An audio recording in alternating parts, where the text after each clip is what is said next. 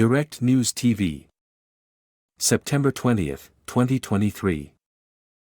Ukraine strikes Russian ships, state-of-the-art aerial defenses in Crimea.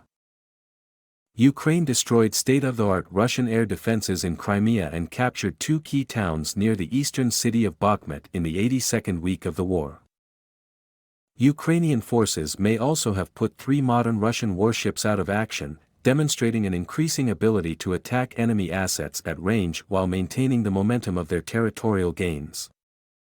Sea drones attack. Ukraine appears to have used naval drones to mount 2 separate attacks on Russian warships on September 14.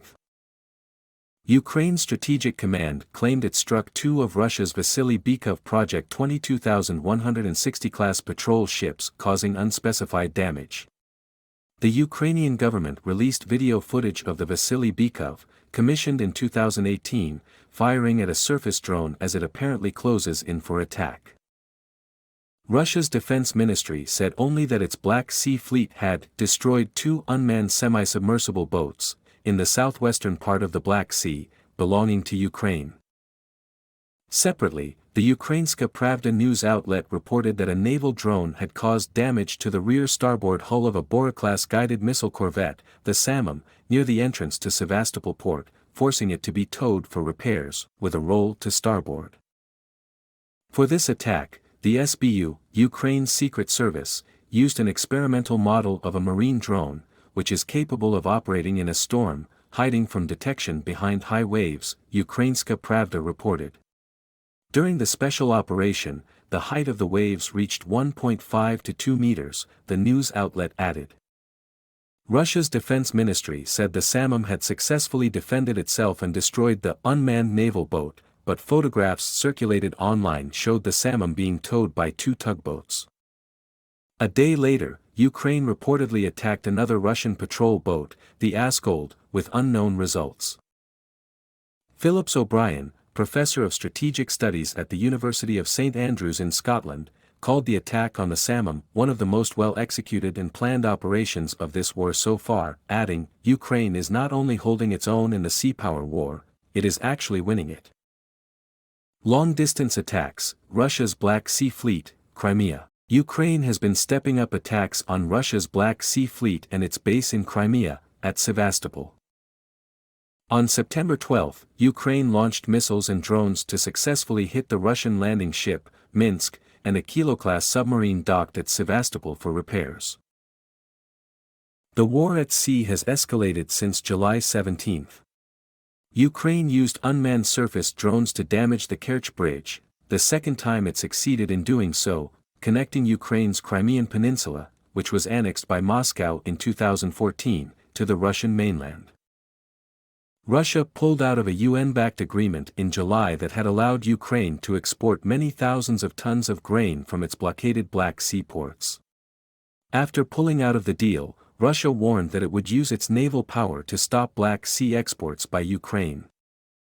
Russia has since struck Ukrainian ports and grain silos on the Danube River in a clear effort to prevent exports across the river to Romania and onward through European overland. Ukraine has responded by intensifying long-distance attacks against Russia's Black Sea Fleet and against Crimea. Ukraine destroyed a Russian state-of-the-art S-400 Triumph air defense missile system in Crimea on August 23, and 2 days later used a drone swarm to attack the Russian 126th Guards Coastal Defense Brigade of the Black Sea Fleet near Perevaln in Crimea. On September 14, Ukraine destroyed another S-400 battery, near Yevpatoria, a western Crimean port.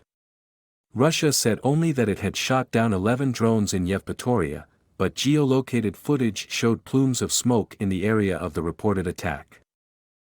A source with Kiev's Secret Service told Ukrainian Pravda that a combination of unmanned aerial drones and Neptune missiles were used in the attack, with the drones hitting the Russian air defense battery's antennae and the missiles striking its launchers. The combination of aerial and surface drones with missiles, as used in Yevpatoria and Sevastopol, is becoming a hallmark of Ukrainian long-distance attacks, which military analysts say points to evolving sophistication of strategy. According to reports, the attack on the S-400 missile defense system in Yevpatoria could leave Russia with just 3 S-400 batteries protecting the occupied Crimean peninsula. If the Ukrainians can keep it up and continue to sink Russian shipping in Sevastopol, they could force the Black Sea Fleet to rebase to Russia, which would be a key step in their plan to seize back Crimea, O'Brien said. Ukraine's pushback against the Russian fleet appeared to be having results.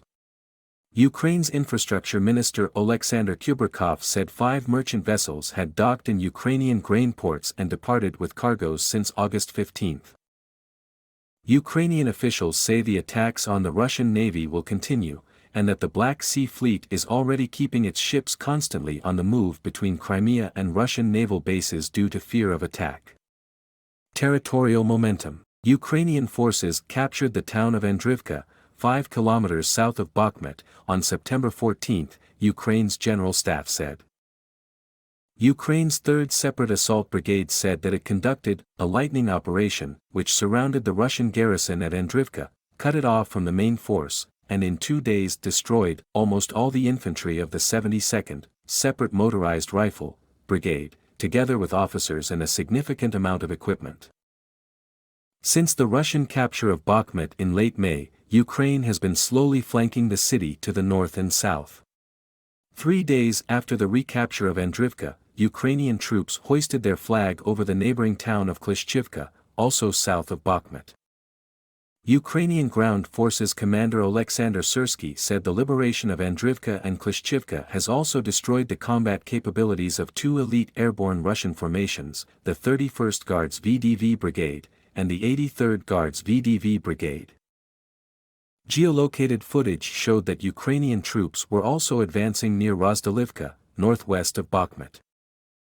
The liberation of Klishchivka, as well as continued Ukrainian tactical gains northwest of Bakhmut, are tactical gains of strategic significance because they are allowing Ukrainian forces to fix a considerable portion of Russian airborne VDV elements in the Bakhmut area, Washington, D.C.-based think tank, the Institute for the Study of War, ISW, said. The ISW believes that the military resources Russia has thrown into holding Bakhmut for reasons of political prestige have enabled Ukraine to poke holes in well-prepared Russian defenses on the southern front lines, particularly western Zaporizhia. There, Ukrainian forces were advancing west of Robotyne on September 16, a town they captured in late August, and west of Verbov, a town they are now focused on.